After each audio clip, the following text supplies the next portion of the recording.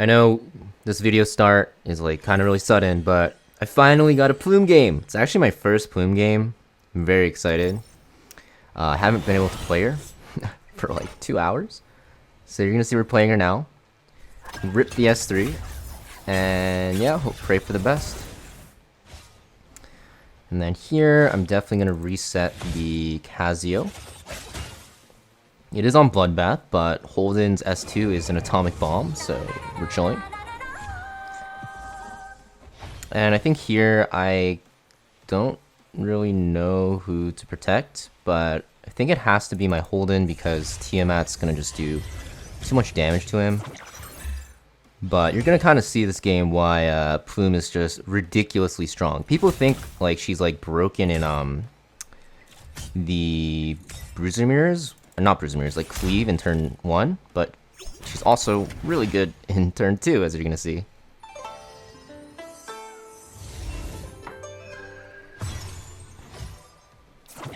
Okay, there's that, and then just notice like how much my turn is cycling every time an enemy takes a turn. Plume's passive is like so fucking busted. I don't even know why it's a thing. But I'll S3 again. We'll reapply the debuffs because I'm on Codex. And you can see there's so many debuffs that he can't even like dispel it all off properly. So the defense down is still on Tiamat, which is huge, which is gonna mean that my team is gonna do a lot of damage here. And should be reset. Cursed Quill is stacking on the enemy, so they will be taking more and more damage, and also be yeah, that's right, I'm on Insight. They will be a lot more susceptible to my team.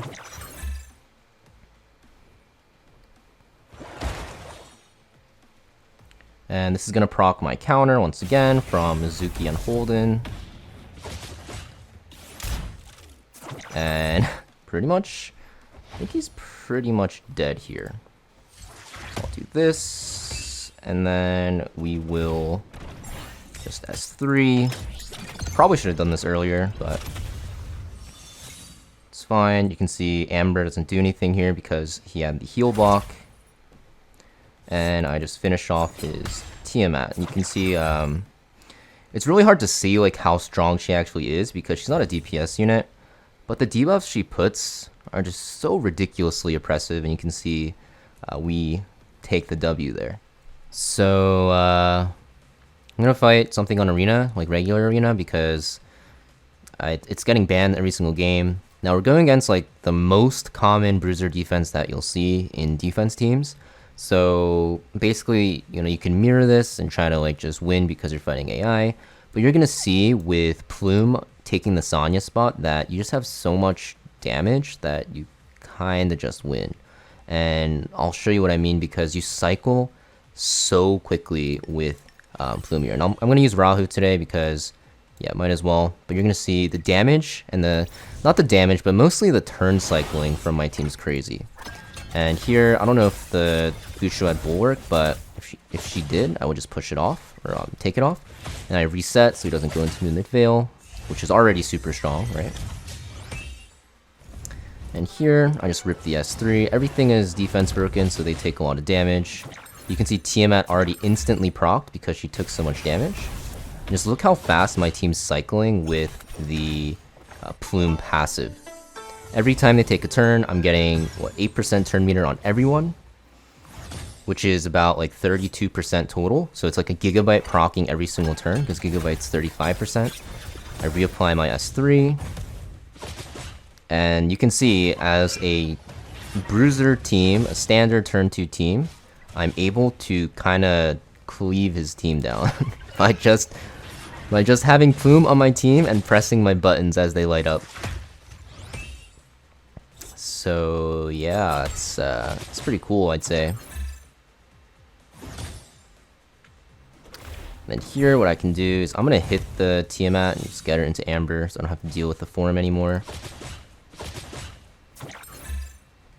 And you're gonna see here, Sonya hits me, I push up, and then now at this point, it's pretty much over for him.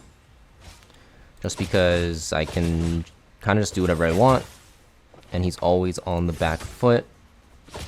And my Rahu doesn't want to counter, but he finally does. We have two of his DPS in the ice form, and I think I just go into I'm gonna go into Fushu here because I don't want her to get that veil up. And I could S3, but I think I hold it until I don't want to say these two break out, but at least one of them. And oh, it's our turn again. Yeah, no way, dude. No way.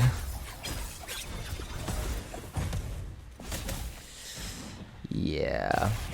I mean, like, I'm taking so many turns. It's yeah. Also, what is this Rahu damage? God damn. Oh, I cut. Let me just cut real quick.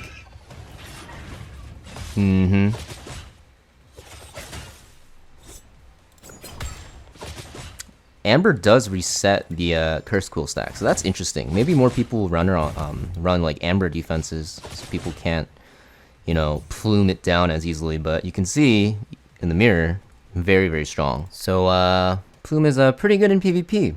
I wanted to showcase her more, but it's really hard to actually get to use her in RTA right now because she's so like mind-blowingly strong. But you know, I think she's definitely a character you want to invest into. I think if you want to play PvP, you want her on 5-4-1 or even 5-5-1. But I did actually max mine because she's just that strong of a character. And this is the setup I have her on. I think this one's pretty decent. You could also run her on Jackal Guard. People like to run Jackal Guard on her. You can also run Bulwark on her. It seems pretty decent as well. And she's just a really, really good character in pretty much every single playstyle. And you can even pick her into like CC comps because she cycles so quickly with her passive that it doesn't really matter if she gets CC'd, and she cycles your team. So if your team has other cleansers, they're getting cycled too to break out of the CC. So it's just really oppressive against CC as well. So I think the power creep is definitely here, and it's very, very scary. She works very well with characters like Fushu, as you saw, because the turn meter push together with the healing is just amazingly, amazingly strong. And she also gives an AoE speed buff to your team, which is great. And she kind of just works with everything. And people wonder why, you know, why don't you just pick like counter attackers against her because she's forced to AoE?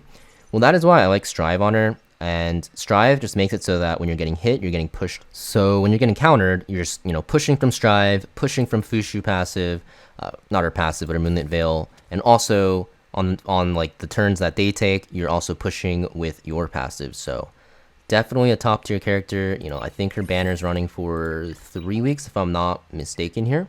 So you definitely want to actually summon for her. And the best part is because she's so strong, like I mentioned, you can run her on so many different setups. I think they're actually good. I think some people run her on Dark Moon as well for the extended duration on the S3, and because it gives her a source of damage. I know a lot of people like Jackal Guard because of the speed buff. You can run her on something like this, which is very good on her. And I'm running her currently on Codex, right, which is also just very good because Codex is just kind of like a broken shell. But yeah, that is Plume in a nutshell. Very broken character. Definitely think you should be using her in PvP regardless of the playstyle that you play, because even if you don't play like the standard playstyle where you're building her slower and tankier like I am, you can build her super fast and just wreak havoc because her base speed is so high. But yeah, thanks for watching, guys. Let me know in the comments down below how you guys have her built, and I'll see you guys next video.